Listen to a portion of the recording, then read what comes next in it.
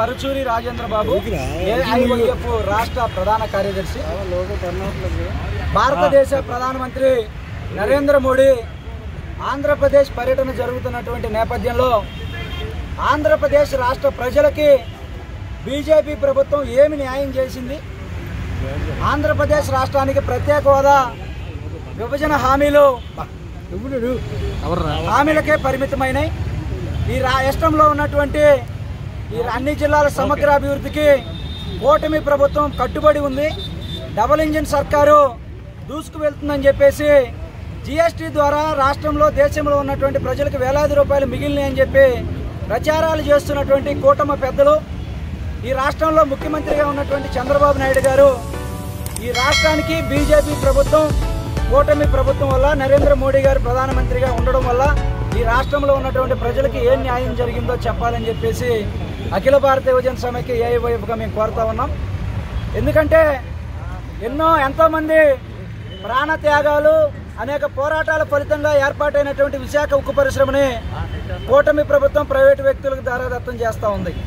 ఈ రాష్ట్రంలో ఉన్నటువంటి మంత్రులు ప్రైవేటు పరం కానీయమని చెప్పేసి ప్రకటనలు చేస్తూ ఉన్నారు తప్ప దాని విషయం గురించి చిత్తశుద్ధితో పనిచేస్తున్నటువంటి పరిస్థితి లేదు.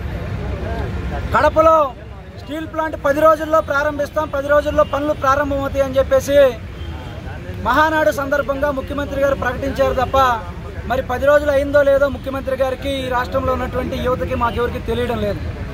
ఏటా 2 కోట్ల ఉద్యోగాలు ఇస్తామని అధికారంలోకి వచ్చినటువంటి మోడీ గారు విశాఖ స్టీల్ ప్లాంట్ లాంటి అనేక ప్రభుత్వ రంగ సంస్థలను ప్రైవేటు వ్యక్తులకి దారాదత్తం చేస్తూ ఉన్నారు. అంబానీ, అదానీలకి రాష్ట్రంలో దేశంలో ఉన్నటువంటి ఖనిజ సంపదల్ని, వనరుల్ని దోచిపెడుతున్నటువంటి పరిస్థితుల్లో ఆంధ్రప్రదేశ్ రాష్ట్రంలో ఉన్నటువంటి యువతగా మా భవిష్యత్తు ఏంటి, మా రాష్ట్రంలో ఉన్నటువంటి యువతంతా బయట రాష్ట్రాలకు వలస వెళ్ళవలసినటువంటి పరిస్థితులు ఏర్పడుతూ ఉన్నాయి. ఈ రాష్ట్రంలో ఉన్నటువంటి ప్రజలకి ప్రత్యేక హోదా, విభజన హామీలు కానీ, వెనుకబడినటువంటి ఉత్తరాంధ్ర, రాయలసీమ ప్రాంతాలకు సంబంధించినటువంటి అభివృద్ధి కానీ, పోలవరం ప్రాజెక్టు కానీ ఇటువంటి ఏమీ పూర్తి చేయకుండా కూటమి ప్రభుత్వం ఏ విధంగా సభలు పెడుతుంది, ఏ విధంగా జీఎస్టీ పేరుతో గొప్పలు చెప్తుంది అని చెప్పేసి మేము అడుగుతూ, దమ్ము ధైర్యం ఉంటే ముఖ్యమంత్రి చంద్రబాబు నాయుడు గారు కానీ, ప్రధానమంత్రి గారు కానీ రేపు జరిగేటటువంటి సభలో ఈ రాష్ట్రంలో ఉన్నటువంటి ఆంధ్రప్రదేశ్ రాష్ట్రానికి కూటమి ప్రభుత్వం, కేంద్ర ప్రభుత్వం ఏ విధంగా న్యాయం చేసింది, ఏం చేస్తుంది అనేది చెప్పే ధైర్యం ఉందా అని చెప్పేసి మేము అడుగుతా ఉన్నాం. ఈ సంవత్సరాల కాలంలో కేంద్ర ప్రభుత్వం ఏం సాయం చేసిందనే దాని మీద శ్వేతపత్రం విడుదల చేసేటటువంటి దమ్ము ఈ రాష్ట్రంలో ఉన్నటువంటి ముఖ్యమంత్రికి ఉందా అని చెప్పేసి కూడా మేము ప్రశ్నిస్తూ రాష్ట్ర వ్యాప్తంగా అఖిల భారత యువజన సమైక్య ఏఐవైఎఫ్ ఆధ్వర్యంలో ఈరోజు మోడీ గోబ్యాక్ అంటూ నిరసన కార్యక్రమాలు జరుగుతూ ఉన్నాయి. ఈ రాష్ట్రంలో ప్రజాస్వామ్యానికి తావు లేకుండా పోలీసులు రాజ్యం వెళ్తున్నటువంటి పరిస్థితులు ఉన్నాయి.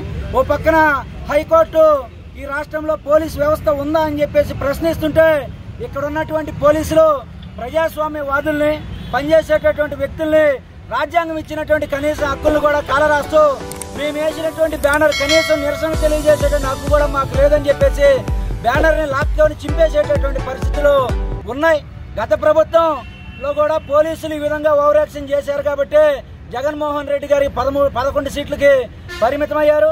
ఇప్పుడున్నటువంటి కూటమి ప్రభుత్వం కూడా ఆలోచించకపోతే పోలీసులతో ఇదే విధంగా రాజకీయం చేస్తాము, పోలీసులు వాళ్ళ పనులు కాకుండా రాజకీయ కార్యకర్తల్లాగా, మీ పార్టీలకు సంబంధించిన తొత్తుల్లాగా ప్రజాస్వామ్యవాదుల మీద ప్రయోగిస్తామంటే 11 సీట్లు కాదు కదా, ఈసారి ఇంకా అధోగతి పాలయ్యేటటువంటి పరిస్థితి. బంగాళాఖాతంలో కూటమి ప్రభుత్వం కలిసేటటువంటి రోజులు దగ్గరలోనే ఉన్నాయి.